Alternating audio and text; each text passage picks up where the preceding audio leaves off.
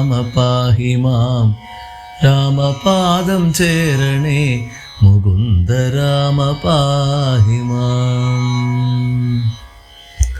ഹരേ കൃഷ്ണ. ജയ് ശ്രീ രാധേ രാധേ.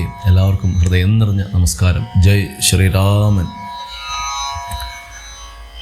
നമ്മൾ അധ്യാത്മരാമായണത്തിലെ പാരായണ ഭാഗങ്ങളിലെ കഥയാണ് പറഞ്ഞുകൊണ്ടിരിക്കുന്നത്. ഇന്നലെ പറഞ്ഞ് തീർന്ന കഥ വാൽമീകിയുടെ ആശ്രമത്തിൽ വരെ ശ്രീരാമചന്ദ്ര ഭഗവാനും അദ്ദേഹത്തിൻ്റെ അനുജനായിട്ടുള്ള ലക്ഷ്മണനും ഭാര്യയായിട്ടുള്ള സീതാദേവിയും ഒരുമിച്ച് എത്തിച്ചേർന്നതും ആ വാൽമീകി മഹർഷിയുമായിട്ട് സംസാരിക്കുന്നതുമായിരുന്നു കഴിഞ്ഞ ദിവസം പറഞ്ഞിരുന്നത്. ഇന്ന് 8ാമത്തെ ദിവസമാണ്. അതിൽ വാൽമീകി മഹർഷി അദ്ദേഹത്തിൻ്റെ പൂർവാശ്രമം, അദ്ദേഹത്തിൻ്റെ കഴിഞ്ഞ ആ ഒരു കാലത്തിൽ അദ്ദേഹം ആരായിരുന്നു, എന്തായിരുന്നു എന്നുള്ളതൊക്കെ പറയാണ്. പക്ഷേ അദ്ദേഹത്തിൻ്റെ ആ ഒരു ഭഗവാന്റെ ഒരു നാമത്തിൻ്റെ മഹിമ കൊണ്ട് അദ്ദേഹം ഇന്ന് ഒരു ബ്രഹ്മമുനിയായിട്ട് മാറി. അതായത് ഈശ്വരനെ അറിയുന്ന ഒരു വലിയ സന്യാസി ശ്രേഷ്ഠനായിട്ട് മാറി എന്ന് ഭഗവാനോട് പറയുകയാണ്. കർണാമൃതം തവ നാമമാഹാത്മ്യമോ വർണ്ണിപ്പതിനാർക്കുമാവതല്ലോ പറയുകയാണ്. ഭഗവാനെ, അങ്ങയുടെ നാമത്തിൻ്റെ ആ ഒരു മഹാത്മ്യം അത് ആർക്കും അത്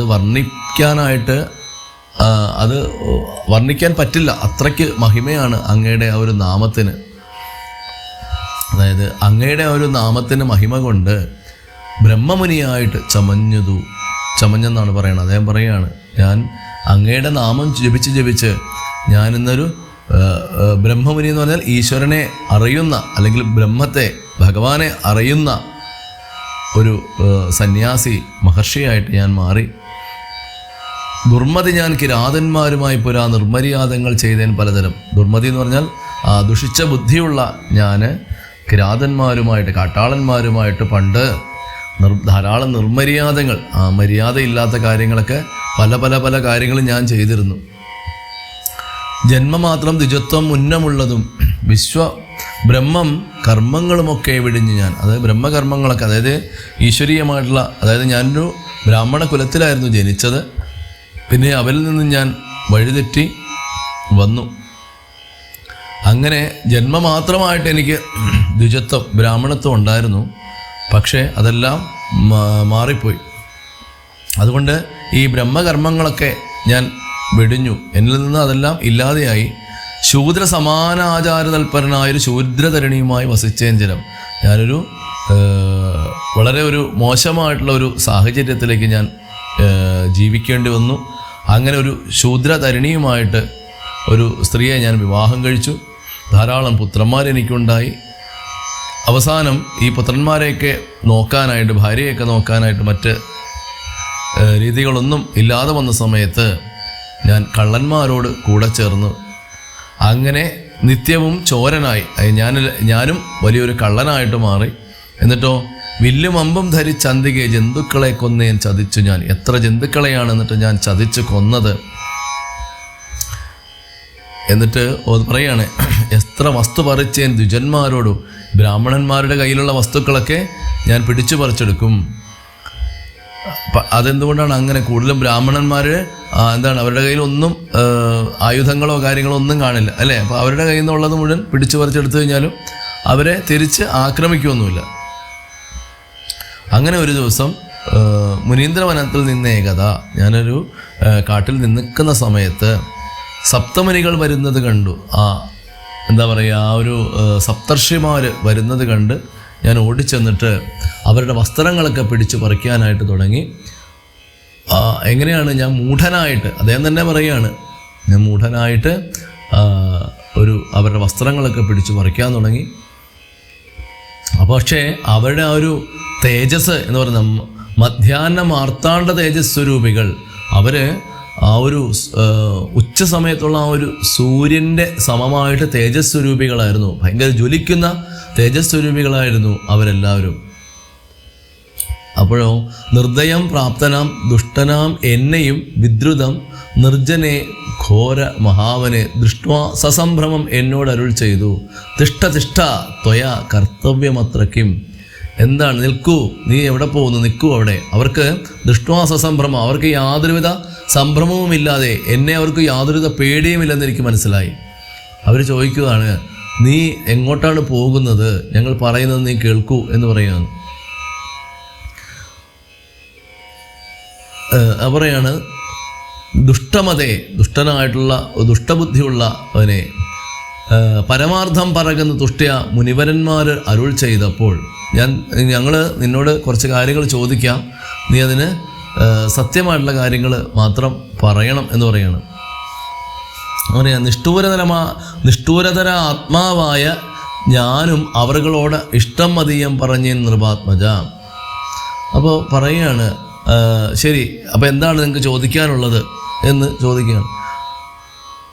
എന്നിട്ട് അദ്ദേഹം പറയാണ്, ഈ കാട്ടാളനായിട്ടുള്ള രത്നാകരൻ പറയാണ്, പുത്രധാരാദികളുണ്ട് എനിക്ക് എത്രയും ക്ഷുത്ര പ്രപീഡിതന്മാരായിരിക്കുന്നു.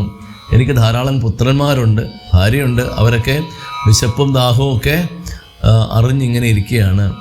അതുകൊണ്ട് വൃത്തി കഴിക്കാനായിട്ട് വഴിപോക്കരോട് ഞാൻ നിത്യം പിടിച്ചു പറിക്കുന്നു. ഓരോരോ സാധനങ്ങൾ ഞാൻ പിടിച്ചു പറിച്ച് ഞാൻ എൻ്റെ മക്കൾക്കും ഭാര്യയ്ക്കും ഒക്കെ കൊണ്ടു കൊടുക്കും എന്ന് പറയുകയാണ്. അതുകൊണ്ടാണ് നിങ്ങളുടെ കയ്യിൽ നിന്നും എന്തെങ്കിലും കിട്ടും എന്ന് വിചാരിച്ച് നിങ്ങളുടെ വസ്ത്രങ്ങളൊക്കെ ഞാൻ പിടിച്ചു പറിച്ച് ഇരിക്കുന്നത്. ഇനി നിങ്ങളുടെ കയ്യിൽ മറ്റെന്തെങ്കിലും ഉണ്ടെങ്കിൽ ഞാൻ അതും നിങ്ങളുടെ കയ്യിൽ നിന്ന് പിടിച്ചു പറിച്ചെടുക്കും എന്ന് പറയുകയാണ്. അപ്പോൾ ഇങ്ങനെ കണ്ടപ്പോൾ ഇത് ചിന്തിച്ച് മുനിമാർ ഇത് ചിന്തിച്ചപ്പോൾ ഞാൻ ചോദിക്കുകയാണ്, ഈ കാട്ടാളിനോട് ചോദിക്കുകയാണ്, അവർ ചിരിയാണ് വന്നത്. എങ്കിൽ നീ ഞങ്ങൾ ചൊല്ലുന്നത് കേൾക്കണം. അപ്പം ഞങ്ങൾ പറയുന്നത് നീ അങ്ങനെയാണ് കേൾക്കണം. നീ നിൻ്റെ കുടുംബത്തോട് ചെന്ന് ചോദിക്കണം. എന്താണ് ചോദിക്കേണ്ടത്? നിങ്ങളെ ചൊല്ലി ഞാൻ ചെയ്യുന്ന പാപങ്ങൾ നിങ്ങൾ കൂടെ പകുത്തൊട്ട് വാങ്ങിയിടുമോ? നിങ്ങൾക്ക് ഭക്ഷണം തരാനും ഒക്കെ വേണ്ടിയിട്ടാണല്ലോ ഞാൻ ഈ പാപങ്ങളൊക്കെ ചെയ്ത് കൂട്ടുന്നത്. ഇപ്പം എനിക്ക് ഒറ്റയ്ക്ക് ജീവിക്കാനായിട്ട് ഇതിൻ്റെ ഒന്നും ആവശ്യമില്ല, പക്ഷേ നിങ്ങൾക്കും കൂടി വേണ്ടിയിട്ടാണ് ഞാനിതെല്ലാം ചെയ്യുന്നത്. അതുകൊണ്ട് ഞാനത് ചെയ്യുന്നത് പാപം ഉണ്ടാവുമല്ലോ തീർച്ചയായിട്ടും. അപ്പോൾ ആ പാപം നിങ്ങളും കൂടി പകുത്ത് എന്നെ ഇരുന്ന് സ്വീകരിക്കുമോ എന്ന് ചോദിച്ചിട്ട് വരാൻ പറഞ്ഞു. അങ്ങനെ നീ ചോദിച്ച് വരുമ്പോഴും ഞങ്ങൾ ഇവിടെ തന്നെ നിൽക്കും, സംശയമൊന്നുമില്ല, നീ അതിൽ പേടിക്കണ്ടെന്ന് പറയണം. യുദ്ധമാകരനെ ഞാൻ വീണ്ടും പോയി ചെന്നു പുത്രധാരാദികളോട് ചോദ്യം ചെയ്തേൻ. ഇദ്ദേഹം എന്ത് ചെയ്തു? ഇത് കേട്ടപ്പോഴത്തേക്ക് അദ്ദേഹത്തിൻ്റെ മനസ്സിലൊരു പെട്ടെന്നൊരു സംശയം, എന്നാൽ പിന്നെ ഒന്ന് ചോദിച്ചിട്ട് വരാമെന്ന് വിചാരിച്ചിട്ട് പെട്ടെന്ന് ഈ കാട്ടാളൻ ഓടി അവരുടെ വീട്ടിൽ ചെന്നു. കാട്ടാളനെ വീട്ടിൽ ചെന്നിട്ട് അദ്ദേഹം പറയുകയാണ്, ദുഷ്കർമ്മ സഞ്ചയം ചെയ്തു ഞാൻ നിങ്ങളെ ഒക്കെ ഭരിച്ചു കൊള്ളുന്നു ദിനം പ്രതേ. തൽഫലമൊട്ടൊട്ടു നിങ്ങൾ വാങ്ങിയിടുമോ? മൽപാപമൊക്കെ ഞാൻ തന്നെ ഭുജിക്കുന്നു. അദ്ദേഹം ചോദിക്കുകയാണ്, ദുഷ്കർമ്മങ്ങളുടെ ഒരു കൂട്ടം തന്നെ ഞാൻ നിങ്ങൾക്ക് വേണ്ടിയിട്ടാണ് ചെയ്തുകൊണ്ടിരിക്കുകയാണ്. എന്തിനാണ്? നിങ്ങളെയൊക്കെ ഭരിച്ചു കൊള്ളാനും നിങ്ങളെയൊക്കെ ജീവിപ്പിക്കാൻ വേണ്ടി, നിങ്ങളുടെ കാര്യങ്ങളൊക്കെ നടക്കുന്നതിന് വേണ്ടിയിട്ട് ഞാൻ ഈ ദുഷ്കർമ്മങ്ങളൊക്കെ ചെയ്യുന്നുണ്ട്. ദിനം പ്രതി എല്ലാ ദിവസവും ചെയ്യുന്നുണ്ട്. തൽഫലം ഒട്ടൊട്ടു നിങ്ങൾ വാങ്ങിയിടുമോ? അതിൻ്റെ ദുഷ്കർമ്മങ്ങളുടെ ഫലം നിങ്ങളും കൂടി എൻ്റെ കയ്യിൽ നിന്ന് സ്വീകരിക്കുമോ? അതോ പാപമൊക്കെ ഞാൻ തന്നെ ഭുജിക്കുന്നോ? അതോ ഇനി അതിൻ്റെ പാപം ഞാൻ തന്നെ എടുക്കണമെന്നാണോ നിങ്ങൾ പറയുന്നത്? നിങ്ങൾ എന്താണ് പറയുന്നതെന്ന് ചോദിച്ചു. സത്യം പറയണമെന്ന് ഞാൻ ചൊന്നതിനുത്തരമായി അവരെന്നോട് ഞാൻ പറഞ്ഞു, നിങ്ങൾ സത്യം പറയണം. ഞാൻ ദുഷ്കർമ്മങ്ങളൊക്കെ ചെയ്ത് ഞാൻ ധാരാളം കാര്യങ്ങൾ, പണവും സ്വർണവും ഭക്ഷണവും ഒക്കെ കൊണ്ടുവരുന്നുണ്ട്, വസ്ത്രങ്ങളൊക്കെ കൊണ്ടുവരുന്നുണ്ട്. അപ്പോൾ അതൊക്കെ ദുഷ്കർമ്മങ്ങൾ ചെയ്തിട്ടാണ് കൊണ്ടുവരുന്നത്. അപ്പോൾ അതിൻ്റെ പാപം നിങ്ങൾ കൂടെ എടുക്കുമോ? അതോ ഞാൻ തന്നെ ഒറ്റയ്ക്ക് അതിൻ്റെ പാപം പേറണോ എന്ന് ചോദിക്കുകയാണ്. ഒരു സത്യം പറയണമെന്ന് പറയുകയാണ്. അപ്പോൾ അവർ പറയുകയാണ്, നിത്യവും ചെയ്യുന്ന കർമ്മ ഗുണഫലം കർത്താവൊഴിഞ്ഞു മറ്റന്യൻ ഭുജിക്കുമോ? നിത്യവും ചെയ്യുന്ന കർമ്മ ഗുണഫലം, നിങ്ങൾ ചെയ്യുന്ന കർമ്മങ്ങളുടെ ഒരു ഗുണഫലം നിങ്ങൾ തന്നെ അനുഭവിക്കണം. കർത്താവൊഴിഞ്ഞു, അതായത് അത് ചെയ്യുന്ന ആളൊഴിച്ച് മറ്റാരെങ്കിലും ഭുജിക്കുമോ? മറ്റാരെങ്കിലും അതൊക്കെ എടുക്കാൻ പറ്റുമോ എന്നാണ് ചോദിക്കുന്നത്. താൻ നിരന്തരം ചെയ്യുന്ന കർമ്മങ്ങൾ താൻ അനുഭവിച്ചു വിടുകന്നേ വരൂ. അവനവൻ ചെയ്യുന്ന കർമ്മങ്ങളുടെ ഫലം അവനവൻ തന്നെ അനുഭവിക്കണം എന്ന് ഈ കാട്ടാളൻ്റെ ഭാര്യയും മക്കളും പറയുകയാണ്. അപ്പോൾ ഇത് കേട്ടതും ഈ കാട്ടാളൻ, ഈ രത്നാകരൻ വളരെ വിഷമിച്ചു. അദ്ദേഹത്തിൻ്റെ ഉള്ളിലേക്ക് ഒരു ഇടിത്തീ പോലെയാണ് ഈ ഭാര്യയുടെ മക്കളുടെ ഈ ഒരു വാക്കുകൾ ചെന്നത്. അദ്ദേഹം ഓർത്തു, ഞാൻ കൊണ്ടുവരുന്നത് എല്ലാവരും കൂടെയാണല്ലോ കഴിക്കുന്നത്, അതുകൊണ്ട് അവരും എൻ്റെ പാപത്തിൻ്റെ ഒരു പങ്ക് അവരും തീർച്ചയായിട്ടും സ്വീകരിക്കും. കുറച്ച് പങ്ക് എനിക്ക് കിട്ടുള്ളൂ, കാരണം വെച്ചാൽ ഞാനൊരു ഭാഗമല്ലേ എടുക്കുന്നുള്ളൂ, അപ്പോൾ അതുകൊണ്ട് ബാക്കി ഭാഗം മുഴുവൻ അവർക്കായിരിക്കും എന്നാണ് അദ്ദേഹം വിചാരിച്ചത്. പക്ഷേ അവർ പറയുകയാണ്, നിങ്ങൾ കൊണ്ടുവരുന്നതൊക്കെ ഞങ്ങൾ കഴിക്കും, പക്ഷേ അതിൻ്റെ പാപത്തിൻ്റെ ഫലം നിങ്ങൾക്ക് തന്നെയാണ്. കാരണം താൻ നിരന്തരം ചെയ്യുന്ന കർമ്മങ്ങൾ താൻ തന്നെ അനുഭവിച്ചെടുക്കുന്നവർ, അവനവൻ ചെയ്യുന്ന കർമ്മങ്ങളുടെ ഫലം അത് കർത്താവ് ഒഴിഞ്ഞ് മറ്റന്യൻ ഭുജിക്കുമോ? അത് ചെയ്യുന്ന ആളൊഴിച്ച് മറ്റാർക്കും അത് സ്വീകരിക്കാൻ സാധിക്കില്ല എന്ന് പറഞ്ഞു. ഇത് കേട്ടതും ഇദ്ദേഹത്തിൻ്റെ ഉള്ളിലേക്കൊരു വളരെ ഒരു തിരിച്ചറിവാണ് വന്നത്. അദ്ദേഹം പറയുകയാണ്, രാമനോട് തന്നെ പറയുകയാണ്, അപ്പോൾ ഞാൻ എന്ത് ചെയ്തു, ആ താപസന്മാർ നിന്നരുളുന്ന ദിക്കിന് താപേന ചെന്ന്, എനിക്ക് താപേന തന്നെ മനസ്സുകൊണ്ട് അദ്ദേഹം വളരെയധികം വിഷമിച്ചു, കുറ്റബോധമുണ്ടായി എന്ന് ഉടനെ സാഷ്ടാംഗം ആ മഹർഷിമാരെ നമസ്കരിച്ചു. അപ്പോൾ നിത്യ തപോധന സംഗമഹേതുന, അതായത് ആ നിത്യവും തപസ്സുള്ള ആ മഹർഷിമാരുമായിട്ടൊരു സംഗമം വന്നപ്പോഴത്തേക്കും ശുദ്ധമായ വന്നിതന്നെ അന്ധക്കരണവും, അതാണ് സത്സംഗത്തിൻ്റെ ഗുണം. ആ ശുദ്ധാത്മാക്കളായിട്ടുള്ള ആ സന്യാസിമാരെ സപ്തർഷിമാരെ കണ്ടപ്പോഴത്തേക്കും അവരുടെ ഒരു ദർശനം മാത്രമേ തന്നെ അദ്ദേഹത്തിന് ഉള്ളിലൊരു പരിവർത്തനമുണ്ടായി എന്ന് പറയുകയാണ്. അപ്പോൾ എൻ്റെ അന്ധക്കരണമൊക്കെ ശുദ്ധമായി. തെക്തുവ ധനുശരാദ്യങ്ങളും ദൂരെ ഞാൻ എൻ്റെ ധനുസും ആയുധങ്ങളും അസ്ത്രങ്ങളും അമ്പും വില്ലും എല്ലാം ഞാൻ ദൂരെ വലിച്ചെറിഞ്ഞു. എന്നിട്ട് ഭക്തിയാ നമസ്കരിച്ചേൻ പാദസന്നിധവും, എന്നിട്ട് ആ മഹർഷിമാരുടെ പാദങ്ങളിൽ ഞാൻ നമസ്കരിച്ചു. ഇത് പറയുവാണ്, ഈ ദുർഗതിയായിട്ടുള്ള ഈ സാഗരത്തിൽ, ദുർഗതിയായിട്ടുള്ള ഈ ഒരു കടലിൽ ഞാനിപ്പോൾ മഗ്നനായി, ഞാനിപ്പോൾ മുങ്ങി താഴുകയാണ്. എന്നെ കരുണയോടുകൂടി എന്നെ രക്ഷിക്കണം നിങ്ങൾ. ശരണാഗത രക്ഷണം ഭൂഷണമല്ലോ മഹാത്മന്. ഞാൻ ഒത്തിരി തെറ്റുകൾ ചെയ്തിട്ടുണ്ട്, പക്ഷേ നിങ്ങളുടെ മഹാത്മാക്കളുടെ ലക്ഷണം എന്ന് പറയുന്നത് ശരണാഗതിയായിട്ടുള്ള ആൾക്കാരെ രക്ഷിക്കുക എന്നുള്ളതാണല്ലോ, അതുകൊണ്ട് നിങ്ങളെന്നെ രക്ഷിക്കണം എന്ന് പറയാണ്. എന്നിട്ട് അവരുടെ പാദങ്ങളിലേക്ക്, ആ മുനിവരന്മാരുടെ പാദങ്ങളിലേക്ക് ഈ രത്നാകരൻ വീണ് നമസ്കരിക്കുകയാണ്. അപ്പോൾ അവർ പറയണം, ഉത്തിഷ്ഠ ഭദ്രമുത്തിഷ്ഠത്തെ സന്തതം സ്വസ്ത്യസ്തു ചിത്തശുദ്ധി സദൈവാസ്തുതേ സദ്യ ഫലം വരും സജ്ജന സംഗമം വിദ്വജ്ജനാനാം മഹത്വമേതാദൃശം. അപ്പോൾ പറയാണ്, നീ പെട്ടെന്ന് എഴുന്നേക്കൂ, നിന്റെ ഉള്ള് ശുദ്ധമായി, അതുകൊണ്ട് അതിൻ്റെ ഫലം നിനക്ക് എത്രയും പെട്ടെന്ന് കിട്ടും എന്ന് പറയാണ്. അതുകൊണ്ട് ഞങ്ങൾ ഇന്ന് തന്നെ നിനക്കൊരു ഉപദേശം തരാം. എന്നിട്ട് അവർ പരസ്പരം ആലോകനം ചെയ്യുക, അവർ പരസ്പരം ചിന്തിച്ചിട്ട് പറയുകയാണ്. അപ്പോൾ തപോധനന്മാർ പറയുകയാണ്, ദുർവൃത്തനാണ് ഇവനേറ്റം, അല്ലേ, മോശം സ്വഭാവമായിരുന്നു, അതുകൊണ്ട് ഇവന് പെട്ടെന്ന് വലിയ വലിയ മന്ത്രങ്ങളോ ഒന്നും പറഞ്ഞു കൊടുത്താൽ ഇവന് പെട്ടെന്ന് അത് ചെയ്യാനായിട്ട് സാധിക്കില്ല. അപ്പോൾ അതുകൊണ്ട് പെട്ടെന്ന് അറിയാൻ പറ്റുന്ന ചെറിയ ചെറിയ എന്തെങ്കിലും ഒരു കാര്യം പറഞ്ഞാലാണ് ഇവന് പെട്ടെന്ന് മനസ്സിലാകുന്നത്. പക്ഷേ അത് വളരെ അധികം ശക്തിയുള്ള ബീജാക്ഷരങ്ങളായിരിക്കുകയും ചെയ്യണം. പക്ഷേ യഥാർത്ഥത്തിൽ ഇവൻ ബ്രാഹ്മണനാണ്. യഥാർത്ഥത്തിൽ ഈ രത്നാകരൻ ബ്രാഹ്മണനാണ്. കുട്ടിക്കാലത്ത് തന്നെ അദ്ദേഹം ഉപേക്ഷിക്കപ്പെട്ടതാണ് കാട്ടിൽ. അങ്ങനെയാണ് ഈ വേടന്മാരുമായിട്ട് കൂടിച്ചേർന്ന് അങ്ങനെ ഒരു ദുഷ്ടജന ഒരു സംസർഗം വന്നപ്പോൾ അദ്ദേഹം വലിയൊരു ദുഷ്ടനായിട്ട് മാറിയത്, ചോരനായിട്ട് കള്ളനായിട്ട് മാറിയത്. അപ്പോൾ എന്നിട്ട് പറയണേ, രക്ഷേത് ശരണം ഗമിച്ചവൻ രക്ഷണീയൻ പ്രയത്നേന ദുഷ്ടോ വിവ. ഇനിയിപ്പോൾ ഇവൻ ദുഷ്ടനാണെങ്കിൽ കൂടി ഇവൻ രക്ഷിക്കണം എന്ന് പറഞ്ഞ് നമ്മളെ ശരണം പ്രാപിച്ചുകൊണ്ട് ഇവനെ രക്ഷിക്കാനുള്ള ഉത്തരവാദിത്വം ഇപ്പോൾ നമുക്കാണ്. അതുകൊണ്ട് ഇവന് ഒരു ഉപദേശം കൊടുക്കണം എന്ന് അവർ തീരുമാനിക്കുകയാണ്. അവർ സാക്ഷാൽ പരബ്രഹ്മ സ്വരൂപനായിട്ടുള്ള ഭഗവാനെ ഒന്ന് മനസ്സുകൊണ്ട് പ്രാർത്ഥിച്ചു. അപ്പോൾ അവർ പറയുകയാണ്, രാമനാമ വർണ്ണദ്വയം വ്യത്യസ്ത വർണ്ണരൂപേണ ചൊല്ലിത്തന്നാർ. അദ്ദേഹം കാട്ടാളനായതുകൊണ്ട് രാമരാമ എന്ന് ജപിക്കാനായിട്ട് ബുദ്ധിമുട്ടുള്ളതുകൊണ്ട് നിത്യം മരേത്യവം, അതായത് മര എന്ന് എപ്പോഴും നീ ജപിച്ചുകൊണ്ടിരിക്കൂ. ചിത്തം ആക്കിക്കൊണ്ട് അനാരതം, മനസ്സ് ഏകാഗ്രമാക്കിക്കൊണ്ട് നീ എപ്പോഴും എന്താ പറയുക, മര എന്ന് ജപിക്കാൻ പറയുകയാണ്. എന്നിട്ട് പറയുകയാണ്, ഞങ്ങൾ ഇനി ഇവിടെ വരുവോളവും പുനരിങ്ങനെ തന്നെ ഇരുന്ന് ജപിച്ചിടു നീ. ഞങ്ങളിനി വരുന്ന അത്രയും നാളും നീ ഇവിടെ ഇരുന്ന് തന്നെ ജപിച്ചോളാൻ പറയുകയാണ്.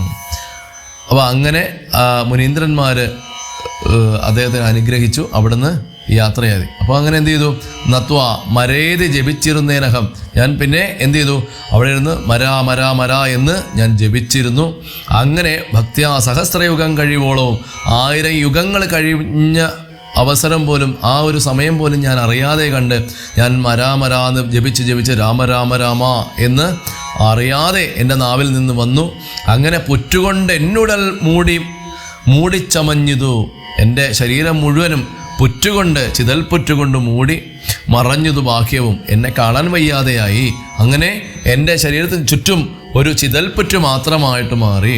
അപ്പോൾ ആ രാമൻ്റെ മന്ത്രത്തിൽ അദ്ദേഹം ലയിച്ചിരുന്ന് ആത്മസാക്ഷാത്കാരത്തിലേക്കുള്ള പടിയിലൂടെ അദ്ദേഹം സഞ്ചരിക്കുകയാണ്. അതുകൊണ്ടാണ് ശരീരബോധം നശിച്ചു. ശരീരത്തിൽ മുഴുവൻ ആ ചിതൽ വന്ന് മൂടിയത് അദ്ദേഹം അറിഞ്ഞില്ല. ആ രാമമന്ത്രത്തിൻ്റെ ആ ഒരു ചൈതന്യത്തിൽ അദ്ദേഹം ആ ഒരു സമയം, സഹസ്രയുഗം, 1000 യുഗങ്ങൾ അദ്ദേഹം തപസ് ചെയ്തു.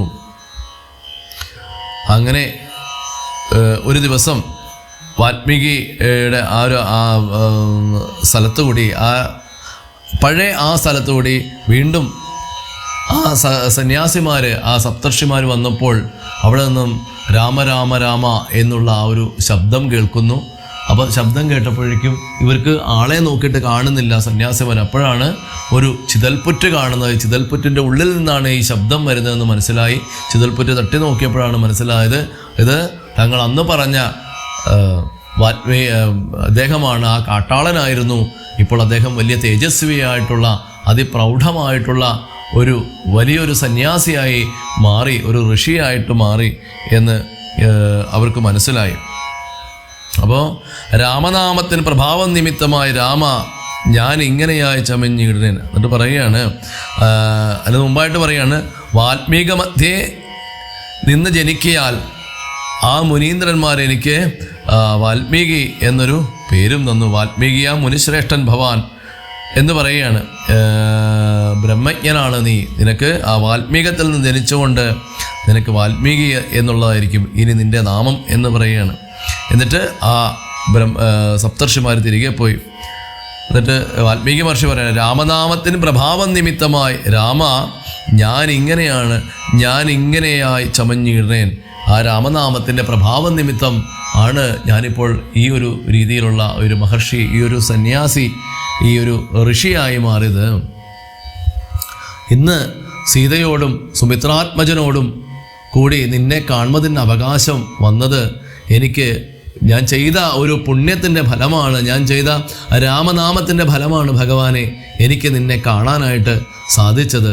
ശ്രീരാമചന്ദ്ര മഹാപ്രഭു എന്ന് പറയാണ്. കരുണാ ജലനിധേ, കരുണയുള്ള ആ ഒരു ഭഗവാനെ എന്ന് പറയുന്നത്. രാജീവലോചനം രാമം ദയാപരം. രാജീവലോചനം, ആ താമരയുടെ ഇതൾ പോലെയുള്ള കണ്ണുകളോടുകൂടിയ രാമ ദയാപരം, ദയാപരനായിട്ടുള്ള ഭഗവാനെ. രാജേന്ദ്രശേഖരം രാഘവം ചക്ഷുഷ കാണായ മൂലം വിമുക്തനായേനഹം. അങ്ങേ കാണായതുകൊണ്ട് ഞാനിപ്പോൾ വിമുക്തനായി. ത്രിദശ കുലപതേ, 3 ലോകത്തിൻ്റെയും കുലത്തിൻ്റെ പതിയായിട്ടുള്ള ആ ഭഗവാനെ ത്രാണനിപുണ ഞങ്ങളെ രക്ഷിച്ചാലും എന്ന് പറയുകയാണ്. അപ്പോൾ അതിനുശേഷം ചിത്രകൂട ആശ്രമത്തിലേക്ക് ഭഗവാൻ ശ്രീരാമചന്ദ്രമൂർത്തി കടക്കുകയാണ്. സീതയാസാർത്ഥം വസിപ്പതിനായൊരു മോദകര സ്ഥലം കാട്ടിത്തരുവാൻ ഞാൻ. അപ്പോൾ പറയാണ്, സീതയോടൊപ്പം കഴിയാനായിട്ട് ഭഗവാനെ ഞാൻ നല്ലൊരു സ്ഥലം കാണിച്ചു തരാം എന്ന് പറഞ്ഞ് വാൽമീകി മഹർഷി ശ്രീരാമൻ്റെ ഒപ്പം പോരുകയാണ്. എന്നിട്ട് ധാരാളം ശിഷ്യന്മാരും ഒക്കെയാണ് അദ്ദേഹത്തിൻ്റെ കൂടെ വന്നു. അങ്ങനെ ചിത്രകൂടാചല ഗംഗയോരന്തര ചിത്രമായൊരു ഉടജം തീർത്തുമാ മുനി. തെക്കും വടക്കും കിഴക്കും പടിഞ്ഞാറും അക്ഷി വിമോഹനമായി 2 ശാലയും നിർമ്മിച്ച് ഇവിടെ ഇരിക്കെന്നരുൾ ചെയ്തു മന്മഥതുല്യൻ ജനകജ തന്നോടും. അപ്പം ആ ചിത്രകൂടത്തിൻ്റെ അടുത്ത് ഒരു ആശ്രമത്തിൽ ജനകജയോടുമൊത്ത് സീതയോടുമൊക്കെ ഒപ്പം ഇവിടെ താമസിക്കൂ എന്ന് പറയുകയാണ്. വാൽമീകിയാൽ നിത്യപൂജിതനായ സദാ കാമ്യാംഗിയായുള്ള ജാനകി തന്നോടും സോദരനാകിയ ലക്ഷ്മണൻ തന്നോടും സാദരമാനന്ദം ഉൾക്കൊണ്ടുമേവിനാൻ ദേവമുനീവരസേവിതനായൊരു ദേവരാജൻ ദിവി വാഴുന്നതുപോലെ. ആ ദേവരാജൻ, അതായത് ആ ഇന്ദ്രൻ വാഴുന്നതുപോലെ ഭഗവാൻ എല്ലാവിധ സൗഖ്യങ്ങളോടൊപ്പം അയോധ്യയിൽ വാഴുന്നത് പോലെ അതിലും സൗഖ്യമായിട്ട് തന്നെ ഭഗവാൻ ശ്രീരാമചന്ദ്ര മഹാപ്രഭു കാട്ടിൽ വാഴുന്നു എന്നാണ് പറയുന്നത്. ഈ സമയം അയോധ്യയിൽ ദശരഥ മഹാരാജാവ് രാമനെയും ലക്ഷ്മണനെയും സീതാദേവിയെയും കുറിച്ചുള്ള ആ ഒരു ചിന്തയിൽ അദ്ദേഹം ആ ഒരു ദുഃഖത്തിൽ തന്നെയാണ്. അദ്ദേഹത്തിന് ആ ഒരു ദുഃഖത്തിൽ നിന്ന് ഒരു മോചനം കിട്ടിയിട്ടില്ല ഇപ്പോഴും. അപ്പം ദശരഥൻ കൗസല്യയോട് പറയുകയാണ്, കൗസല്യ, എൻ്റെ പ്രാണൻ ഈ ഭൂമിയിൽ നിന്ന് പോകാനായി സമയമായി. അപ്പോൾ കൗസല്യ കരഞ്ഞുകൊണ്ട് പറയുകയാണ്, അങ്ങേക്ക് ഏറ്റവും ഇഷ്ടപ്പെട്ടത് കൈകേയി ആയിരുന്നല്ലോ. അന്ന് കൈകേയിക്ക് ആ ഒരു വരം കൊടുത്തത് കൊണ്ടാണല്ലോ ഇപ്പോൾ ഇങ്ങനെ ഒക്കെ സംഭവിച്ചത്. അന്ന് അങ്ങ് ഭരതനെ രാജാവ് ആക്കാമായിരുന്നു. പക്ഷേ എൻ്റെ പുത്രന് എന്തിനാണ് ഭഗവാനെ അങ്ങ് കാനനവാസം വിധിച്ചത്, അതും 14 വർഷം. അപ്പോൾ ദശരഥൻ പറയുവാണ്, എൻ്റെ വാക്ക് അസത്യമാക്കാതിരിക്കാൻ വേണ്ടിയിട്ടാണ്, ആകാതിരിക്കാൻ വേണ്ടിയാണ് കൗസല്യെ എനിക്ക് അങ്ങനെ കൈകേയിക്ക് വരം കൊടുക്കേണ്ടി വന്നത് എന്നൊക്കെ പറഞ്ഞ് വളരെ സങ്കടപ്പെടുകയാണ്. എന്നിട്ട് ദശരഥൻ പറയുകയാണ്, പുണ്ണിലൊരു കൊള്ളി വയ്ക്കുന്നത് പോലെ ഒരു വ്രണമുണ്ടെങ്കിൽ അവിടെ ഒരു തീക്കൊള്ളി എടുത്ത് വെച്ച് കഴിഞ്ഞാൽ എങ്ങനെയാണോ അവസ്ഥ, അതുപോലെ ഞാൻ ദുഃഖിക്കുകയാണ് എൻ്റെ കൗസല്യെ എന്ന് പറയുകയാണ്. എന്നിട്ട് പറയാണ്, എൻ്റെ പ്രാണൻ ഈ ലോകത്തിൽ നിന്നും പോകാനായിട്ടുള്ള ഒരു സമയമായി എന്നാണ് എനിക്ക് തോന്നുന്നത്. അത് എനിക്ക് പണ്ട് ഒരു വൃദ്ധ തപസ്വിയുടെ ഒരു ശാപം എനിക്ക് ലഭിച്ചിട്ടുണ്ട്. പുത്രദുഃഖത്തിൽ ഞാൻ മരിക്കും എന്നാണ് ആ ശാപം എന്ന് പറയുകയാണ്. കൗസല്യയോടും അതുപോലെ തന്നെ സുമന്ത്രനോടും കൂടിയായിട്ടാണ് ഈ ശാപം പറയുന്നത്. അതിപ്പോൾ സത്യമായി എന്ന് എനിക്ക് തോന്നുന്നു. കാരണം എൻ്റെ മക്കളായിട്ടുള്ള രാമനും എൻ്റെ ലക്ഷ്മണനും ഇവിടെ ഇല്ല, അയോധ്യയിലില്ല. അവർ വനവാസത്തിന് പോയി. അതുപോലെ തന്നെ എൻ്റെ മക്കളായിട്ടുള്ള ഭരതനും ശത്രുഘ്നനും അവരും ഇവിടെയില്ല. അവർ കൈകേയിയുടെ വീട്ടിലാണ്. അപ്പം എൻ്റെ പുത്രന്മാരാരും ഇപ്പം എൻ്റെ സമീപത്തിലില്ല. അതെനിക്ക് കിട്ടിയ ശാപം, ആ ശാപത്തിൻ്റെ കഥ ഞാൻ നിന്നോട് പറയാം എന്ന് പറയുകയാണ്. അപ്പം ദശരഥൻ പറയുകയാണ്, പണ്ട് ശ്രവണകുമാരൻ എന്ന് പറയുന്ന ഒരു കുമാരൻ ഉണ്ടായിരുന്നു. ആ കുട്ടി ഒരു യൗവനത്തിൻ്റെ ആ ഒരു അവസ്ഥയിൽ നിൽക്കുന്ന സമയത്ത് തൻ്റെ വൃദ്ധരായിട്ടുള്ള, അതുപോലെ തന്നെ വളരെയധികം വിഷമിക്കുന്ന ആ ഒരു അവസ്ഥയിലുള്ള മാതാപിതാക്കളായിട്ട് അദ്ദേഹം ഓരോ സ്ഥലങ്ങളിലും ഇങ്ങനെ കാണിക്കാനായിട്ട് പുണ്യധാമങ്ങൾ, ദിവ്യ സങ്കേതങ്ങളൊക്കെ ആ രക്ഷകർത്താക്കളെ കൊണ്ടുപോയി കാണിക്കും. അദ്ദേഹത്തിൻ്റെ പുറത്ത് ചുമന്നുകൊണ്ടാണ് ഓരോ സ്ഥലങ്ങളിലും ഈ ദിവ്യധാമങ്ങളിലൊക്കെ. അച്ഛനും അമ്മയും അവർക്ക് കണ്ണു കാണാൻ വയ്യ, അവരന്ധന്മാരാണ്.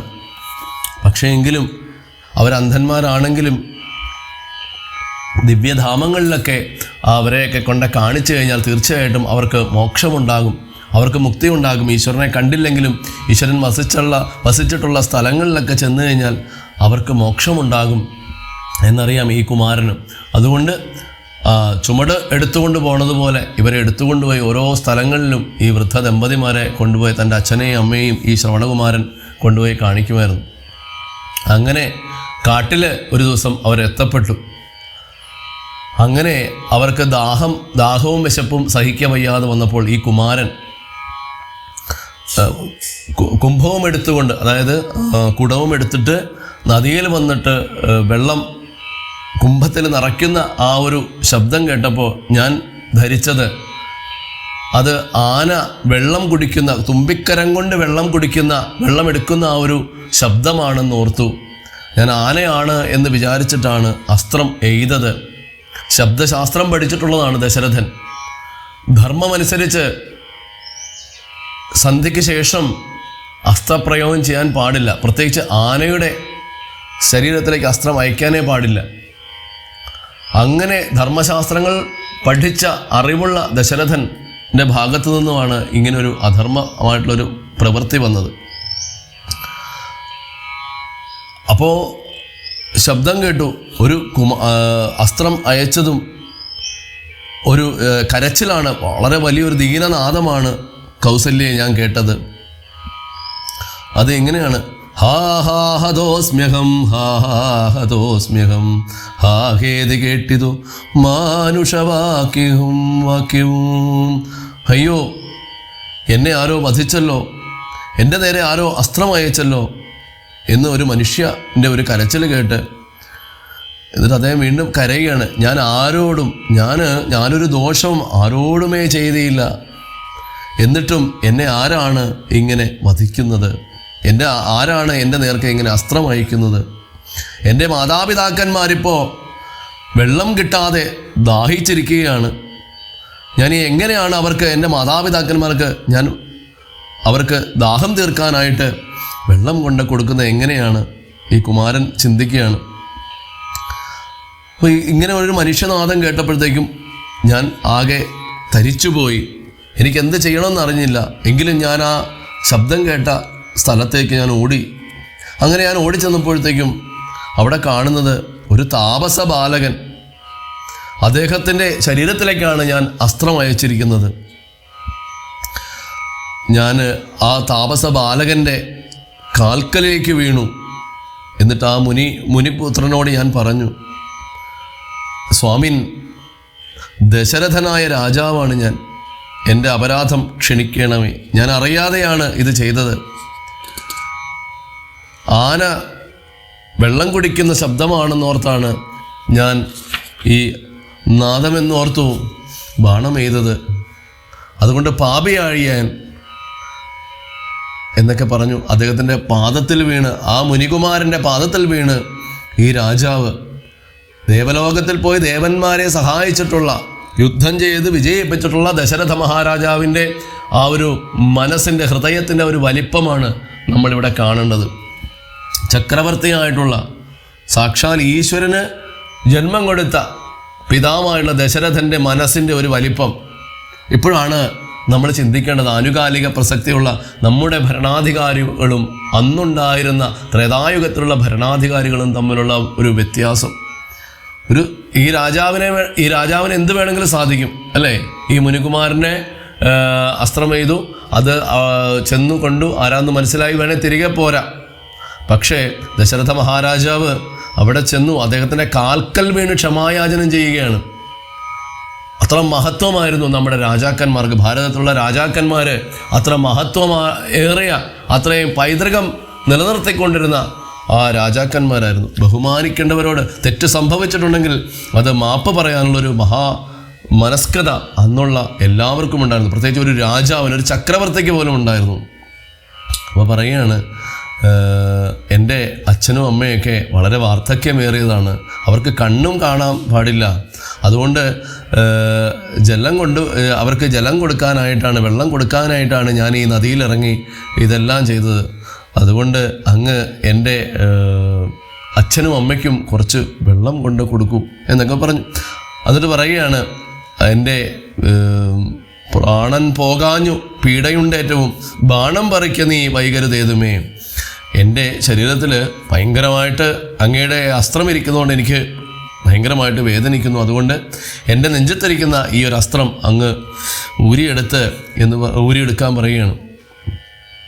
അങ്ങനെ അദ്ദേഹം, ആ മുനികുമാരൻ അവിടെ മരണപ്പെടുകയാണ്. അതിനുശേഷം വെള്ളവുമായിട്ട് ദശരഥ മഹാരാജാവ് ഈ വൃദ്ധ താപസന്മാരിരിക്കുന്ന, ആ ദമ്പതിമാരിരിക്കുന്ന സ്ഥലത്തേക്ക് വെള്ളവുമായിട്ട് പോവുകയാണ്. അപ്പോൾ ഇവർ പറയുകയാണ്, അവർക്ക് കുറേ നേരമായിട്ടും ഈ കുമാരനെ കാണുന്നില്ല. വെള്ളം എടുക്കാൻ പോയ തൻ്റെ പുത്രനെ കാണാത്ത കൊണ്ട് ഈ ദമ്പതിമാർ വളരെയധികം വിഷമിച്ച് ഇരിക്കുകയാണ്. എന്നിട്ട് അവർ പറയുകയാണ്, വൃദ്ധതയോടു നേത്രങ്ങളും വേർപെടുത്ത അർദ്ധരാത്രി വിശന്നു ദഹിച്ചഹോ വർത്തിക്കുമെങ്ങൾക്കു തണ്ണീർക്കു പോയൊരു പുത്രനും ഇന്നു മറന്നു കളഞ്ഞിതോ എൻ്റെ പുത്രനും ഞങ്ങളെ മറന്നോ? ഞങ്ങൾ ദാഹിച്ച് ഇവിടെ ഇരിക്കുന്നത് എൻ്റെ പുത്രനും ഓർക്കുന്നില്ലേ? ഞങ്ങൾക്ക് മറ്റുള്ളൊരാശ്രയം ഞങ്ങൾക്കൊരു നാൾ, ഞങ്ങൾക്ക് അവനല്ലാതെ മറ്റാരുമില്ല, ഞങ്ങളുടെ കാര്യങ്ങളൊക്കെ നോക്കാനായിട്ട് ഞങ്ങളുടെ ആ ഒരു കുട്ടി മാത്രമല്ലേ ഉള്ളൂ ഞങ്ങൾക്കുള്ളൂ എന്നൊക്കെ പറയുകയാണ്. എന്നിട്ട് അവൻ എന്താണ് ഇപ്പോൾ വരാത്തത്? അപ്പോൾ ഇങ്ങനെയൊക്കെ പരസ്പരം ഇങ്ങനെ പറഞ്ഞിരിക്കുമ്പോഴാണ് ഒരു ശബ്ദം കേട്ടത്. കാൽപെരുമാറ്റം കേട്ടപ്പോൾ അദ്ദേഹം വിചാരിച്ചു, ഈ വൃദ്ധ താപസനും ഭാര്യയും വിചാരിച്ചു അദ്ദേഹത്തിൻ്റെ പുത്രനാണ് വെള്ളവുമായിട്ട് വന്നിരിക്കുന്നതെന്ന്. ചോദിക്കുകയാണ്, വൈകുവാനെന്തു മൂലം മമ നന്ദന. കാൽപെരുമാറ്റം കണ്ടപ്പോൾ ചോദിക്കുകയാണ്, എന്താണ് കുട്ടി താമസിച്ചത്? എൻ്റെ പുത്ര, എന്താണ് നീ താമസിച്ചത് എന്ന് ചോദിക്കുകയാണ്. നീ വേഗം ഞങ്ങൾക്ക് കുറച്ച് വെള്ളം തരൂ എന്നൊക്കെ പറയുകയാണ്. അപ്പോൾ അവിടെ അത് കണ്ടപ്പോഴത്തേക്കും ദശരഥ മഹാരാജാവിന് സങ്കടം സഹിക്കവയ്യാതെ അവരുടെ പാദത്തിൽ നമസ്കരിച്ചിട്ട് പറയുകയാണ്, ഇങ്ങനെ നടന്ന കാര്യങ്ങളെല്ലാം ദശരഥ മഹാരാജാവ് ഈ താപസന്മാരോട് അറിയിച്ചു. പറയുകയാണ്, എൻ്റെ പേര് ദശരഥൻ എന്നാണ്. ഞാനിങ്ങനെ വനത്തിൽ മൃഗയാവിവശനായിട്ടൊക്കെ നടക്കുന്ന സമയത്ത് ആനയെന്ന് വിചാരിച്ചു. നദീതീരത്തിൽ കുംഭത്തിൽ നീരകം പുക്ക ശബ്ദം കേട്ട് കുംഭീവരൻ നിജ തുമ്പിക്കരം തന്നിൽ അംഭസ് കൊള്ളുന്ന ശബ്ദമെന്നോർത്ത് അമ്പയച്ചേൻ അറിയാതെയും ബലാൽ പുത്രന് കൊണ്ട നേരത്ത് കരച്ചിൽ കേട്ട് എത്രയും ഭീതനായി തത്ര ചെന്നീടിനേൻ. അങ്ങനെ ആ കുംഭത്തിൽ വെള്ളം എടുക്കുന്ന ശബ്ദം കേട്ടപ്പോൾ കുംഭീവരൻ, അതായത് ആന തുമ്പിക്കൈ കൊണ്ട് വെള്ളം കുടിക്കുകയാണ് എന്ന് വിചാരിച്ചിട്ട് ഞാൻ അമ്പെയ്തു. അങ്ങനെ പക്ഷേ അവിടുത്തെ പുത്രനെ ആണ് അത് ചെന്ന് കൊണ്ടതും. അങ്ങനെ ആ ബാലകൻ ഈ ഭൂമിയിൽ നിന്നും ബ്രഹ്മപാദം പൂകി ഈശ്വര പാദത്തിലെത്തി എന്നൊക്കെ പറഞ്ഞപ്പോൾ ഇവർക്ക് ഭയങ്കരമായ ദേഷ്യവും സങ്കടവും എല്ലാം ഉണ്ടായി. അപ്പോൾ പറയുകയാണ്, കരഞ്ഞുകൊണ്ട് പറയുകയാണ്, ഞങ്ങൾക്ക് ഇനി ആരാണ് ഒരു ആശ്രയമുള്ളത്? ആ പുത്രൻ കിടക്കുന്ന സ്ഥലം ഞങ്ങളെ ഒന്ന് കാണിച്ചു തരാമോ എന്നൊക്കെ ചോദിക്കുന്നു. അപ്പോൾ ദശരഥ മഹാരാജാവ് അവരെ കാണിച്ചു കൊടുത്തു ഈ പുത്രൻ്റെ മൃതശരീരം. അവർക്ക് കാണാൻ വയ്യ, അന്ധന്മാരാണ്, എങ്കിലും ആ ശരീരത്തിലൊക്കെ അവർ തൊട്ട് തലോടി ആ കുട്ടിയെ ചേർത്ത് പിടിച്ച് അവർ ആ അച്ഛനും അമ്മയും അവരുടെ ഹൃദയത്തോട് ചേർത്ത് പിടിച്ച് കരയുകയാണ്. അപ്പോൾ പറയുകയാണ്, നീ എത്രയും പെട്ടെന്നൊരു ചിതയൊരുക്കണം എന്ന് പറഞ്ഞു. അങ്ങനെ ആ ചിത ഒരുക്കി ആ ചിതയിൽ ഈ പുത്രനോടൊപ്പം ഈ വൃദ്ധതാപസന്മാരും ശരീരത്തെ ദേഹത്യാഗം ചെയ്യുകയാണ്. അപ്പോൾ അദ്ദേഹം പറയുകയാണ്, അപ്പോൾ ആ ദേഹത്യാഗം ചെയ്യുന്നതിന് മുമ്പായി ആ വൃദ്ധതാപസൻ പറഞ്ഞു, അദ്ദേഹം ശപിച്ചു, പുത്രശോകത്താൽ മരിക്കുന്നു ചൊല്ലിനാൻ. ആ വൃദ്ധതപോധനൻ അന്നേരം എന്നോട് പുത്രശോകത്താൽ മരിക്കുന്നു ചൊല്ലിനാൻ. എന്നോട് ആ വൃദ്ധതാപസൻ പറഞ്ഞു, നീയും ഇതുപോലെ തന്നെ പുത്രനെ കാണാതെ മരിക്കട്ടെ എന്ന് ശപിക്കുകയുണ്ടായി. എൻ്റെ ആ ഒരു ശാപത്തിൻ്റെ കാലം ആഗതമായി എന്ന് തോന്നുന്നു. കാരണം എൻ്റെ പുത്രന്മാർ 4 പേരും ഇവിടെ ഇല്ലല്ലോ കൗസല്യേ എന്നൊക്കെ പറഞ്ഞ് അദ്ദേഹം നെഞ്ച് പൊട്ടിക്കരയുകയാണ് കൗസല്യയോട്, രാമനോട് ഓർത്ത്. ഹാ രാമ പുത്ര ഹാ സീതേ ജനകജേ ഹാ രാമ ലക്ഷ്മണ ഹാ ഗുണാംബുധേ. നിങ്ങളോടും പിരിഞ്ഞൻ മരണം പുനരിങ്ങനെ വന്നതു കൈകേയി സംഭവം. കൈകേയി കാരണമാണ് എനിക്ക് നിങ്ങളെയൊക്കെ കാണാതെ മരിക്കേണ്ടതായിട്ട് വന്നത്. അങ്ങനെ ചിന്തിച്ച് ആ രാജീവനേത്രനെ, ആ ഭഗവാനെ ശ്രീരാമചന്ദ്ര മഹാപ്രഭുവിനെ ചിന്തിച്ച് ആ ദശരഥ മഹാരാജാവ് ഇഹലോകവാസം വെടിഞ്ഞു. അദ്ദേഹം സുരാലയത്തിൽ, അതായത് ആ ദേവലോകത്തിലേക്ക് അദ്ദേഹം ഗമിച്ചു എന്നാണ് പറയുന്നത്. അപ്പോൾ ഇപ്പോഴും നമ്മൾ മനസ്സിലാക്കേണ്ട, ആ ദശരഥ മഹാരാജാവ് അദ്ദേഹത്തിന് പറ്റിയ അബദ്ധം ആ മുനിയുടെ കാൽക്കൽ വീണ് മാപ്പിരുന്നത് മാത്രമല്ല, ആ വിശന്നിരിക്കുന്ന അദ്ദേഹത്തിൻ്റെ അച്ഛനും അമ്മയ്ക്കും അദ്ദേഹത്തിനൊരു മാനസികാവസ്ഥയൊന്ന് ആലോചിച്ച് നോക്കി. തൻ്റെ പുത്രനെന്ന് ഓർത്ത് അവർ വിളിച്ചപ്പോൾ അദ്ദേഹം ഈ നടന്ന കാര്യങ്ങളെല്ലാം പറഞ്ഞു. അദ്ദേഹത്തിന് വേണമെങ്കിൽ പറയാമായിരുന്നു, ഞാനല്ല, കണ്ടില്ല, അവിടെ ഒരു കുടം കിടപ്പുണ്ടായിരുന്നു, ഞാൻ എടുത്തുകൊണ്ട് വന്നപ്പോഴാണ് നിങ്ങളെ കണ്ടത് എന്നൊക്കെ വേണേൽ. പക്ഷെ അദ്ദേഹം അതൊന്നും പറയാതെ സ്വന്തം തെറ്റ് ഏറ്റു പറഞ്ഞു. അതിൻ്റെ അകത്തുനിന്ന് അദ്ദേഹത്തിന് കിട്ടിയ ആ ഒരു ശിക്ഷയും അദ്ദേഹം സ്വീകരിച്ചു. അതാണ് ആ ഒരു മഹാത്മാക്കളുടെ ഒരു മനസ്സിൻ്റെ, ഒരു ഹൃദയത്തിൻ്റെ ഒരു ശുദ്ധത, പരിശുദ്ധത. അതുകൊണ്ടാണ് അത്തരം മഹാത്മാക്കളുടെ പുത്രന്മാരായിട്ട് എപ്പോഴും അവതാരങ്ങൾ വന്ന് പിറക്കുന്നത് എന്ന് നമുക്കിതിനകത്ത് നിന്ന് മനസ്സിലാക്കാം. പിന്നീട് പറയുന്നത് നാരീജന വിലാപമാണ്. അങ്ങനെ നാരീജനങ്ങളൊക്കെ, ആ കൊട്ടാരത്തിലുള്ള സ്ത്രീകളൊക്കെ അലമുറയിട്ട് കരയുകയാണ്. ഉടനെ വസിഷ്ഠൻ വന്നിട്ട് പറയുകയാണ്, സുമന്ത്രനും ഒക്കെ ആയിട്ട് പറയുകയാണ്, എത്രയും പെട്ടെന്ന് തൈലമയമദ്ര, അതായത് ആ എണ്ണത്തോണിയിലേക്ക് അദ്ദേഹത്തിൻ്റെ ആ ഒരു ഭൗതിക ശരീരം എടുത്ത് കിടത്താൻ പറയുകയാണ്. എന്നിട്ട് ഉടനെ തന്നെ ഇങ്ങോട്ട് കേകയ രാജ്യത്തിലേക്ക് അയക്കുകയാണ്. ഭരതനെയും ശത്രുഘ്നെയും എത്രയും പെട്ടെന്ന് കൊണ്ടുവന്ന് ഇങ്ങോട്ട് വരാനായിട്ട്, അയോധ്യയിലേക്ക് എത്താനായിട്ട് പറയുകയാണ്. അങ്ങനെ യുധാജിത്തിനോട് ചൊല്ലി കൈകേയ രാജ്യത്തിൽ ഇവിടുത്തെ ദൂതനെത്തി അവിടെ പറഞ്ഞു, കേൾക്ക നൃപേന്ദ്ര, വസിഷ്ഠൻ അരുൾ ചെയ്ത വാക്കുകൾ ശത്രുഘ്നോടും ഭരതനെ ഏതുമേ വൈകാതെ അയോധ്യയ്ക്ക് അയക്കുന്നു. ദൂതവാക്യം കേട്ട നേരം നരാധിപൻ ബാലകന്മാരോട് പോകുന്ന ചൊല്ലിനാൻ. അങ്ങനെ ആ കേട്ട ഉടനെ തന്നെ പെട്ടെന്ന് അവർ പറഞ്ഞു, അദ്ദേഹം പറഞ്ഞു, യുധാജിത്ത് പറഞ്ഞു, ഇത്രയും നിങ്ങൾ പൊയ്ക്കോളൂ, അവിടെ എന്തോ കാര്യമായിട്ട് സംഭവിച്ചിട്ടുണ്ട് എന്ന് പറഞ്ഞ് ഈ കുമാരന്മാർ തിരികെ അയോധ്യയിലേക്ക് വരികയാണ്. അങ്ങനെ പല കാര്യങ്ങളിങ്ങനെ ഭരതൻ ഇങ്ങനെ ചിന്തിക്കുകയാണ്, എന്ത് പറ്റി, അവിടെ എന്താണ് സംഭവിച്ചത്, എൻ്റെ അച്ഛൻ എന്താണ് സംഭവിച്ചത് എന്നൊക്കെ അദ്ദേഹം ഇങ്ങനെ മനസ്സിലിങ്ങനെ ചിന്തിച്ചുകൊണ്ട് വരികയാണ്. അപ്പോൾ ആ അമ്മയോട് ചോദിക്കുകയാണ്, അയോധ്യയിലെത്തി. അങ്ങനെ ഭരതൻ അമ്മയോട് ചോദിക്കുകയാണ്, അമ്മേ, നമ്മുടെ തേജസ്, നമ്മുടെ രാജ്യത്തിൻ്റെ തേജസ്സൊക്കെ നഷ്ടപ്പെട്ടല്ലോ. ഇവിടെ ആകെ ഒരു അനാഥത്വം, ഒരു മൂകത എന്ത് പറ്റി നമ്മുടെ രാജ്യത്തിൽ? അച്ഛൻ്റെ കൊട്ടാരത്തിലാണെങ്കിൽ ജ്യേഷ്ഠൻ രാമനെയും അനുജൻ ലക്ഷ്മണനെയും അമ്മ സീതയെ ഒന്നും കാണുന്നില്ലല്ലോ. എന്താണ് ഇവിടെ സംഭവിച്ചത് എന്നൊക്കെ ചോദിക്കുക. വളരെ അദ്ദേഹത്തിന് ആരും ഒന്നും പറയുന്നില്ല. മാത്രമല്ല, ഭരതനെ കാണുന്നവർ മുഖം ചുളിക്കുകയാണ്. ഒരു എന്തോ ഇഷ്ടമില്ലാത്ത ഒരു ആളിനെ കാണുന്നത് പോലെ അദ്ദേഹത്തിന് ആകെ മൊത്തത്തിൽ എന്തോ ഒരു പന്തികേട് മനസ്സിലായി. അപ്പം കൈകേയി ഭരതനോട് ചോദിക്കുകയാണ്, ഭരത, എൻ്റെ അമ്മയ്ക്കും അച്ഛനും സഹോദരന്മാർക്കൊക്കെ സുഖമല്ലേ ഭരതാന്ന്?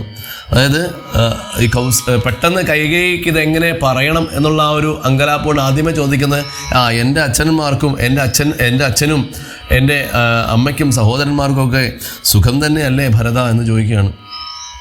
പക്ഷേ ഭരതന് അതൊന്നും കേട്ടതായിട്ട് പോലും നടിക്കുന്നില്ല. ഭരതൻ അതിന് മറുപടി പറയുന്നില്ല. വീണ്ടും കൈകേയിയോട് ചോദ്യം തന്നെയാണ് ചോദിക്കുന്നത്, അമ്മ, എൻ്റെ അച്ഛൻ എവിടെയാണ്? എൻ്റെ അച്ഛനെ കാണുന്നില്ലല്ലോ. സാധാരണ എൻ്റെ അച്ഛൻ എന്നെ കാണുമ്പോൾ ഓടി വന്ന് കെട്ടിപ്പിടിച്ച് എനിക്ക് ഉമ്മ തരുന്നതാണല്ലോ. എൻ്റെ അച്ഛൻ എന്തിയേ എന്ന് ചോദിക്കുകയാണ്. മാത്രമല്ല, അമ്മയും അച്ഛനെയും ഞാൻ ഇതുവരെ രണ്ടായിട്ട് കണ്ടിട്ടേ ഇല്ല. രണ്ടുപേരും ഒരുമിച്ചായിരിക്കും എപ്പോഴും. എന്താണ് എൻ്റെ അച്ഛനെ കാണാത്ത, അമ്മ മാത്രമല്ലേ ഇവിടെയുള്ളൂ എന്നൊക്കെ ചോദിച്ചു.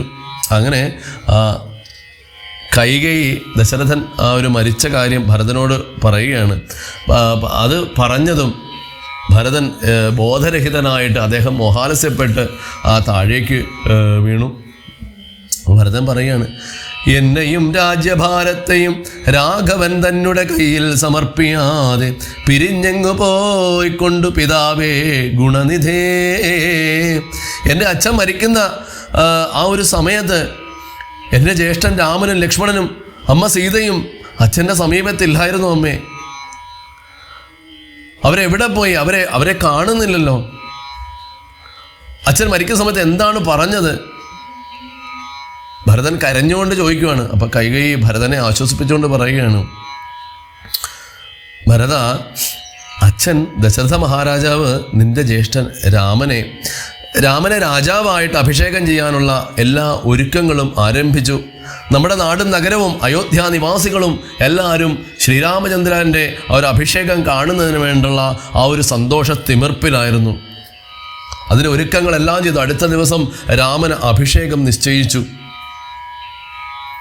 അപ്പോൾ നിൻ്റെ അമ്മയായിട്ടുള്ള ഞാൻ അച്ഛനോട് പറയുകയാണ്, എൻ്റെ പുത്രൻ ഭരതനെ അയോധ്യയുടെ ചക്രവർത്തിയായി വാഴിക്കണം എന്ന്. കൂടാതെ രാമനെ 14 വർഷം വനവാസത്തിന് ഘോരമായ കാട്ടിലേക്ക് അയക്കണമെന്നും പറഞ്ഞു. പിന്നെ നിന്റെ അച്ഛനോട് ഞാൻ പറഞ്ഞു, ഭരത, സത്യത്തിൽ ഉറച്ചു നിൽക്കുന്ന നിന്റെ അച്ഛൻ അദ്ദേഹത്തിൻ്റെ വാക്ക് സത്യമാക്കാനായിട്ട് നിന്നെ രാജാവാക്കാമെന്ന് സമ്മതിച്ചു. അപ്പം അദ്ദേഹത്തിൻ്റെ വാക്ക് തെറ്റാതിരിക്കാനായിട്ട് എനിക്ക് പണ്ട് 2 വരം നൽകിയിട്ടുണ്ട് നിന്റെ അച്ഛൻ.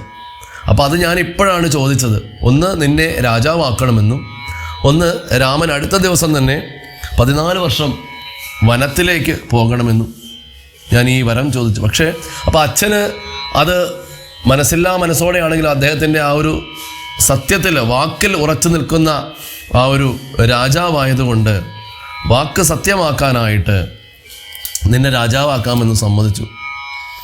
അതുപോലെ തന്നെ രാമനെ കാട്ടിലേക്ക് അയക്കാമെന്നും സമ്മതിച്ചു. അങ്ങനെ അദ്ദേഹം അടുത്ത ദിവസം രാമൻ വനത്തിലേക്ക് പോയി.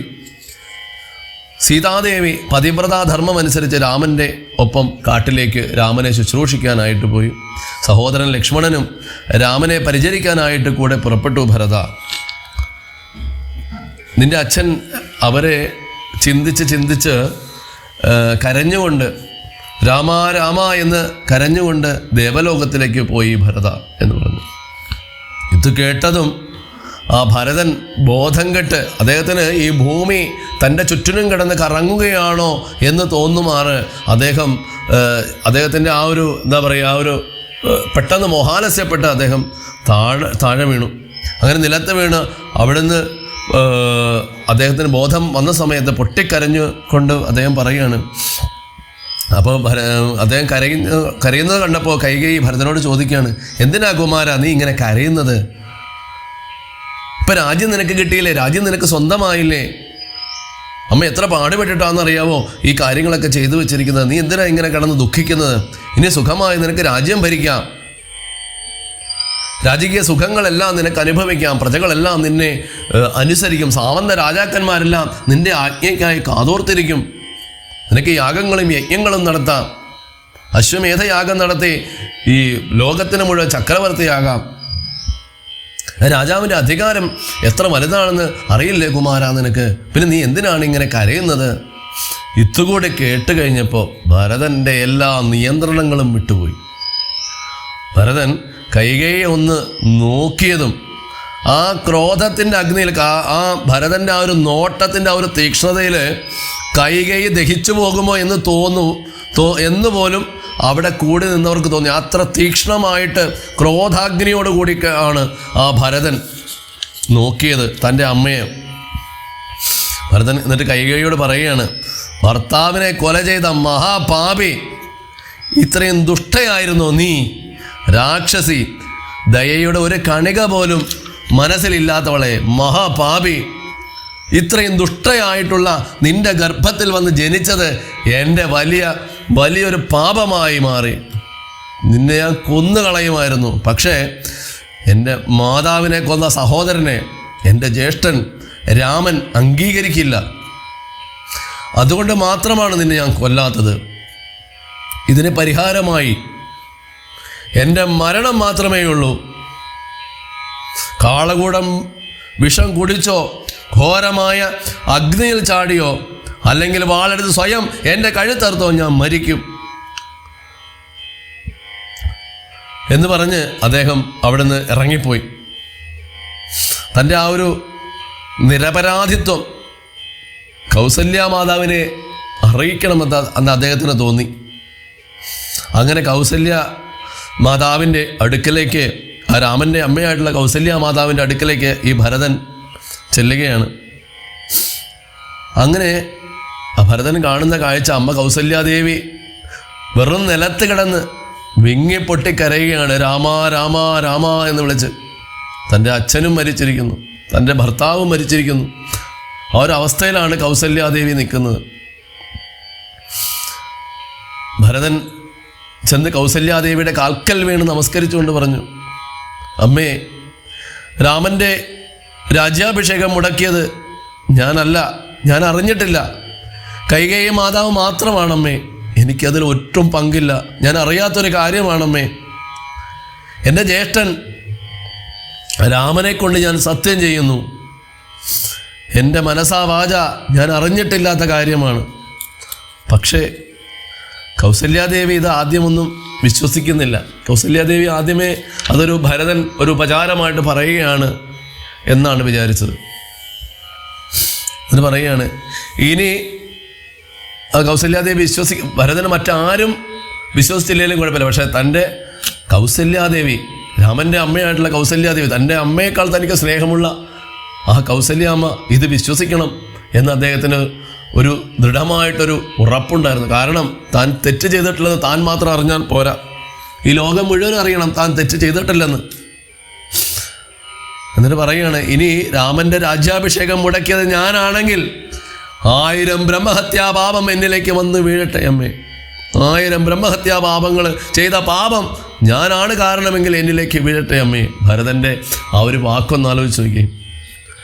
ബ്രഹ്മപുത്രനായിട്ടുള്ള വസിഷ്ഠനെയും അതുപോലെ തന്നെ അരുന്ധതിയെയും വാളുകൊണ്ട് നിഗ്രഹിച്ചാലുള്ള ആ പാപവും ഞാൻ അനുഭവിക്കാൻ തയ്യാറാണ്, ഞാനാണ് അതിന് കാരണമെങ്കിൽ.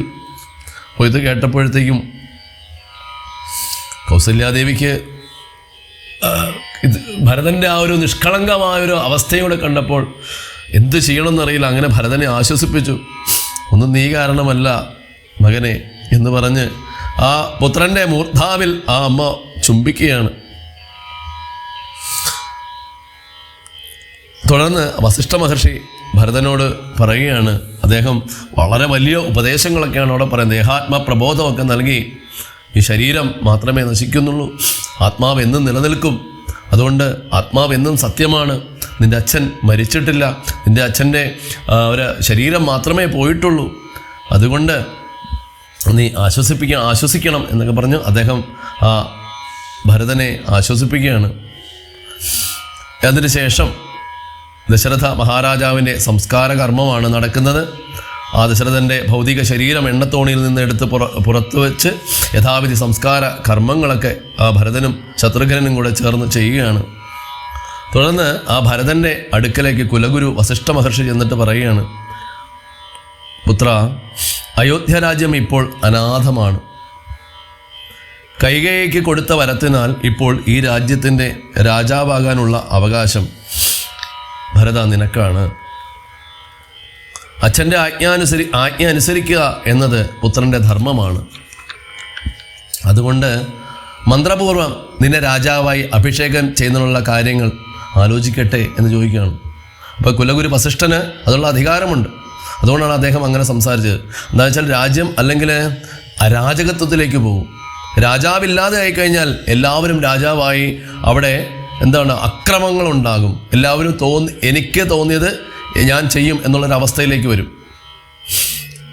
അച്ഛൻ്റെ നിയോഗം അനുഷ്ഠിക്കാത്ത പുത്രന്മാർക്ക് തീർച്ചയായും ഘോരമായ പാതകങ്ങൾ വന്നു ചേരും എന്ന് പറഞ്ഞു. അപ്പോൾ ഭരതൻ വസിഷ്ഠനോട് പറയുകയാണ്, ഇന്ന് എനിക്ക് കരഞ്ഞുകൊണ്ടാണ് അദ്ദേഹം പറയുന്നത്. ഭരതൻ്റെ ആ ഒരു വാക്കുകൾ നമുക്ക് ഹൃദയം വിങ്ങാതെ ഒന്ന് കേൾക്കാൻ സാധിക്കില്ല. ഇന്ന് എനിക്ക് ഈ രാജ്യം കൊണ്ട് എന്താണ് ഫലം? എൻ്റെ ഗുരു, രാജാവ് എൻ്റെ ജ്യേഷ്ഠനാണ്. എൻ്റെ ജ്യേഷ്ഠൻ രാമനാണ് രാജാവ്. അച്ഛൻ മരിച്ചാൽ അച്ഛൻ്റെ സ്ഥാനമുള്ളത് എൻ്റെ ജ്യേഷ്ഠനാണ്. അയോധ്യയുടെ രാജാവാകാനുള്ള അവകാശം അദ്ദേഹത്തിന് മാത്രമാണ്. അതുകൊണ്ട് ദയവായി അങ്ങ് എന്നോട് ക്ഷമിക്കണം. ഞാൻ രാജാവാകാൻ ഒരുക്കമല്ല, എനിക്കതിന് സാധിക്കില്ല, ഞാൻ രാജാവാകില്ല എന്ന് പറഞ്ഞു. അങ്ങയുടെ ആജ്ഞയെ ഞാൻ ധിക്കരിക്കുമെന്ന് അങ്ങക്ക് തോന്നരുത്. ഞങ്ങൾ 3 അനുജന്മാരും രാമൻ്റെ കിങ്കരന്മാരാണ്. രാമൻ്റെ പാദങ്ങൾ മാത്രമേ ഞങ്ങൾക്ക് ആശ്രയമായിട്ടുള്ളൂ. രാമൻ്റെ പാദം സേവിക്കുക എന്നതാണ് ഞങ്ങളുടെ ജീവിത വ്രതം തന്നെ. നോക്കണേ, ആ സഹോദരന്മാർ തമ്മിലുള്ള ഒരു സ്നേഹവും ഐക്യവും ബഹുമാനവും. ആകെ ഒരു ദിവസമേ ഇവർ തമ്മിൽ പ്രായത്തിൻ്റെ കാര്യത്തിലുള്ള വ്യത്യാസമുള്ളൂ. എന്ത് സ്നേഹമാണ്, എത്ര ബഹുമാനമാണ്, എത്ര ആദരവാണ് ആ ജ്യേഷ്ഠനോട് അനുജന്മാർക്ക്. നമ്മൾ ഇന്നത്തെ കാലവുമായിട്ട് ഒന്ന് ചിന്തിച്ച് നോക്കണം. അതുകൊണ്ടാണ് ത്രേതായുഗത്തിൽ എഴുതിയ രാമായണം ഈ കലിയുഗത്തിലും ഇത്രയും പ്രാധാന്യത്തോടുകൂടി ജനങ്ങൾ ചർച്ച ചെയ്ത് പഠന വിഷയമാക്കിയിട്ടുള്ളത്. അതുകൊണ്ട് നാളെ നേരം പുലർന്നാൽ, സൂര്യൻ ഉദിച്ചാൽ, ഞാനും അനുജൻ ശത്രുഘ്നനും കൂടി ജ്യേഷ്ഠനെ മടക്കി അയോധ്യയിലേക്ക് കൊണ്ടുവരാനായി പോവുകയാണ്. വസിഷ്ഠ മഹർഷി, അങ്ങും ഞങ്ങളോടൊപ്പം കാട്ടിലേക്ക് വരണം. മാത്രമല്ല നമ്മുടെ ചതുരംഗ സേനയും സമസ്ത അയോധ്യാവാസികളും, ചതുരംഗ സേന എന്ന് പറഞ്ഞാൽ ആനപ്പട, തേർപ്പട, കുതിരപ്പട, കാലാൽപ്പട, ഇതാണ് ചതുരംഗിണി സേന. ഇവരെല്ലാവരും കൊണ്ടുവരണം. ഇവരെല്ലാവരുമായിട്ട് നമുക്ക് പോകണം. സകല വാദ്യഘോഷങ്ങളും വേണം. ആനകം, ശംഖം, പടകം, അങ്ങനെ ഇതെല്ലാവരും നമ്മുടെ കൂടെ ഉണ്ടാവണം. ഗുരുനാഥ, കൈകേയി ഒഴികെയുള്ള അമ്മമാർ എല്ലാവരും നമ്മുടെ കൂടെ ഉണ്ടാവണം. കൈകേയിയെ കൊണ്ടുപോകണ്ട. എനിക്ക് എൻ്റെ രാമനെ ചക്രവർത്തിയായിട്ട് ആനയിച്ച് കാട്ടിൽ വെച്ച് തന്നെ അദ്ദേഹത്തിന് അഭിഷേകം ചെയ്യണം. അങ്ങനെ വേണം എനിക്ക്, ചക്രവർത്തിയായിട്ട് വേണം അദ്ദേഹത്തിന് എനിക്ക് അയോധ്യയിലേക്ക് കാലുകുത്തിക്കാനായിട്ട്. നമ്മളെല്ലാവരും ഒരുമിച്ച് പോയി അപേക്ഷിച്ചാൽ എൻ്റെ ജ്യേഷ്ഠൻ വരാതിരിക്കില്ല മഹർഷി. എൻ്റെ ജ്യേഷ്ഠൻ രാമൻ ഇനി അയോധ്യയിൽ കാലുകുത്തുന്നവരെ ഞാൻ ഈ വെറും നിലത്ത് മാത്രമേ ഉറങ്ങുകയുള്ളൂ. കാട്ടുപഴങ്ങൾ മാത്രമേ ഇനി കഴിക്കുകയുള്ളൂ. മറ്റൊരു രാജകീയ ഭക്ഷണങ്ങളും ഞാൻ കഴിക്കില്ല. രാജകീയ സുഖങ്ങളൊന്നും ഞാൻ ആചരിക്കില്ല. രാമൻ, എൻ്റെ ജ്യേഷ്ഠൻ എങ്ങനെ കാട്ടിൽ കഴിയുന്നു അതുപോലെ ആയിരിക്കും ഞാനിനി ഈ കൊട്ടാരത്തിലും കഴിയുകയില്ല. ഞാനിതിൻ്റെ പുറത്ത് ഒരാശ്രമം ഉണ്ടാക്കി ഞാൻ അവിടെയായിരിക്കും താമസിക്കുന്നത്. അങ്ങനെ അദ്ദേഹം നന്ദിഗ്രാമത്തിലാണ് 14 വർഷവും താമസിച്ച് ശരീരം മുഴുവൻ ഭസ്മലേപനം ചെയ്ത് ജടയും വൽക്കലവും ധരിച്ച് ഒരു താപസനെ പോലെ അദ്ദേഹം അയോധ്യയിലെ നന്ദിഗ്രാമത്തിൽ അദ്ദേഹം ജീവിച്ചു. തുടർന്നുള്ള ഭാഗങ്ങൾ നമുക്ക് അടുത്ത ദിവസം കേൾക്കാം. സർവം ശ്രീകൃഷ്ണ പാദാരവിന്ദാർപ്പണമസ്തു. ജയ് ശ്രീറാം.